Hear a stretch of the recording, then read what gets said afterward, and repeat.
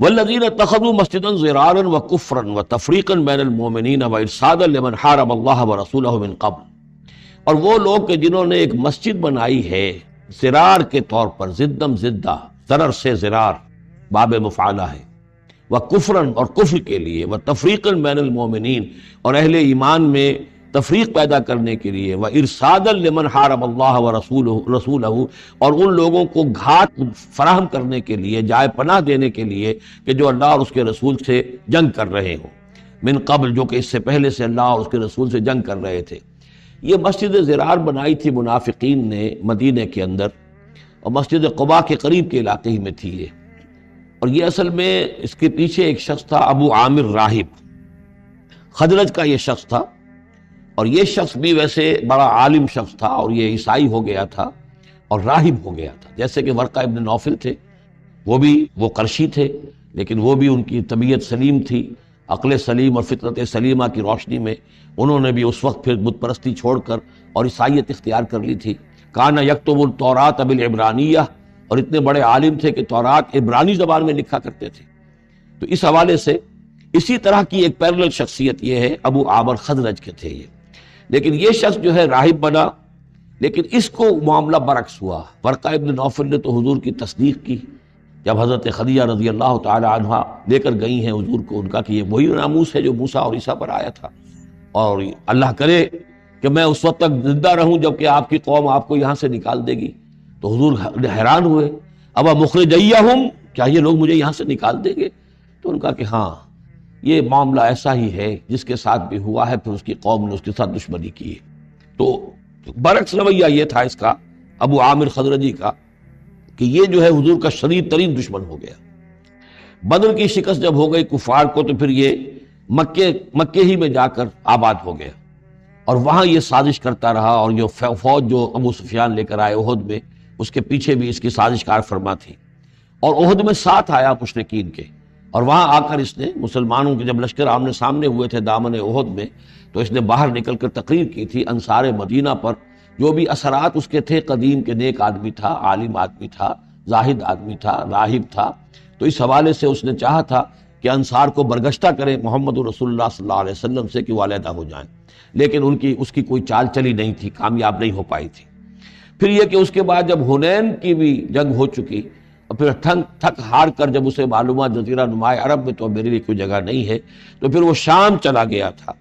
شام میں مقیم رہ کر اس کا سلسلہ جنبانی جاری تھا مدینے کے منافقین کے ساتھ،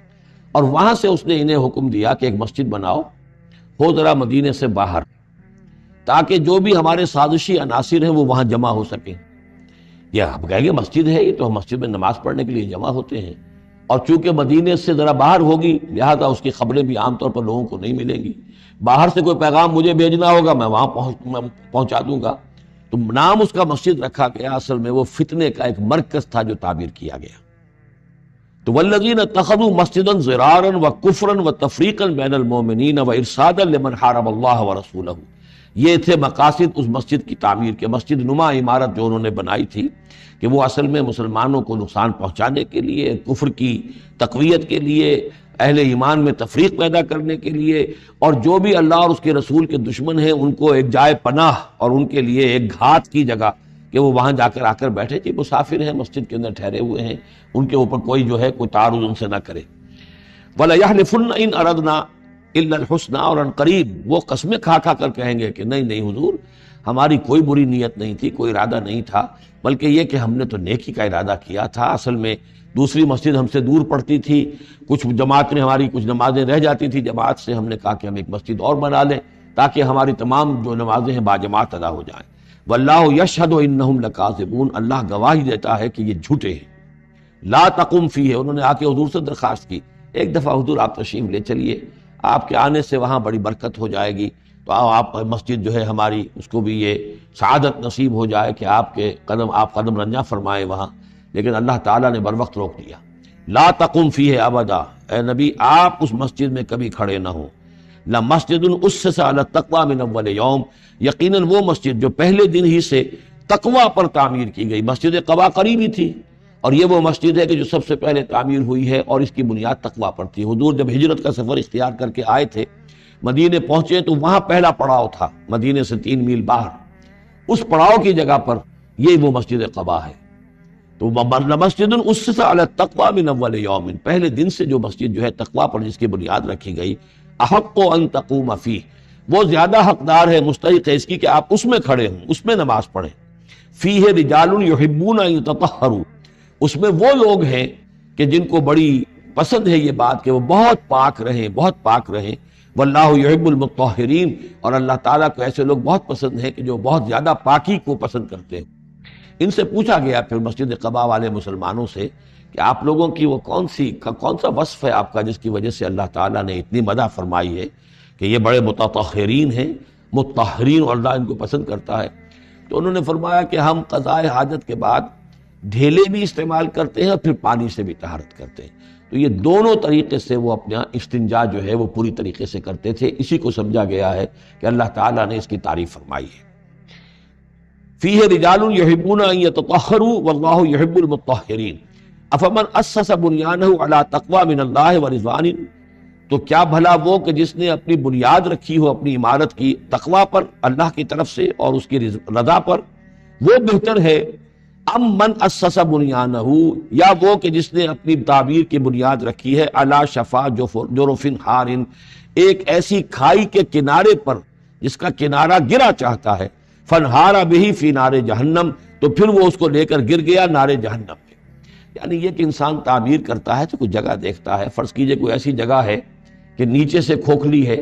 آپ نے دیکھا ہوگا بعض جگہ دریاؤں کے کناروں کے اوپر کہ نیچے سے لیکن اوپر کنارہ چلا آ رہا ہے، اب اس کنارے کے اوپر جو ہے جس کے نیچے سپورٹ نہیں ہے، کوئی تعمیر کرے گا تو تعمیر کہاں جائے گی؟ وہ تو ظاہر بات ہے کہ وہ دریا میں گر جائے گی۔ تو اصل میں یہ جو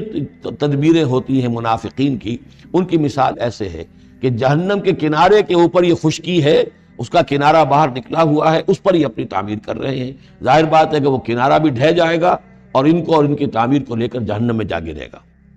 واللہ لا یہدی القوم الظالمین، اور اللہ تعالیٰ ایسے ظالم لوگوں کو راہیاب نہیں کرتا۔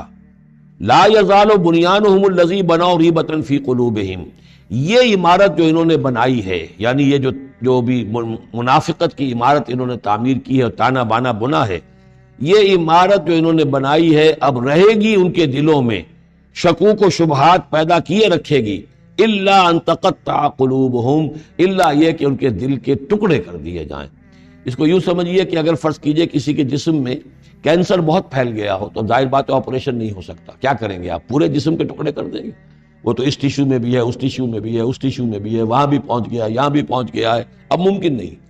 تو اسی طریقے سے ان کے دلوں کے اندر اس کی جڑیں اتنی گہری جا چکی ہے منافقت کی کہ ان کے دلوں سے منافقت کی جڑیں نکل ہی نہیں سکتی، الا یہ کہ دل کے ٹکڑے ٹکڑے کر دیے جائیں، دل ریشہ ریشہ کر دیا جائے تو جو آپ جڑیں نکال لیں، ورنہ اس کے بغیر ممکن نہیں ہے۔ یعنی اس درجے راسخ ہو چکے ہیں۔ لا یزال بنیانہم الذی بنوا ریبۃ فی قلوبہم الا ان تقطع قلوبہم واللہ علیم حکیم، اللہ تعالی علیم اور حکیم ہے۔